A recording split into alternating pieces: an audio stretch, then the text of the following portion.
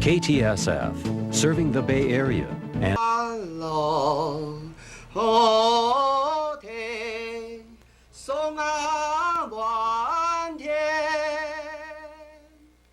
今天的闽南语，也就是台语，源自于黄河洛水一带，早期被称为河洛语。像目前中国南方的一些方言一样，闽南语和粤语都保留唐朝时期官方语言的一些读音，运用在语言最精华的诗词上，也可达到古音重现的效果。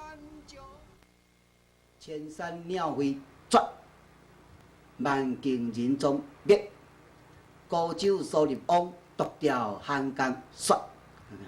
这国语是没有办法的，因为国语没有入声字，台语保留的非常完整的入声字，而这个入声字按照语言学家的研究，它跟唐朝那个时候的1300年前唐朝的长安的官话，几乎保留了90%到95%。魂相依相花相拥。台语本身，如果你懂它音乐性的话，它本身就是个歌。我举个例子，那我们说了，你看，说火车在跑，火车叽叽叫，咪咪瑞瑞哆，酒干倘卖无，也是咪咪瑞瑞哆，它是一个怎么样？它是一个很重要的，就是说，在台语来讲的话，它都是用这种音声调、音乐性来表达这种意志、感情跟思强。河洛语的种种特色其实早就存在，只不过长期遭到抛荒。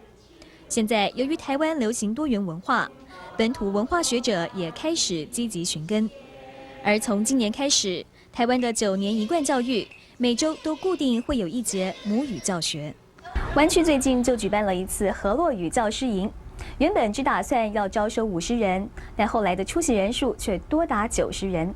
显示语言的保存工作也相当受到部分海外华人的重视，而尽管目前仍然存在着人们对于拼音教学的争议，不过挽救和保存语言的工作则仍在继续。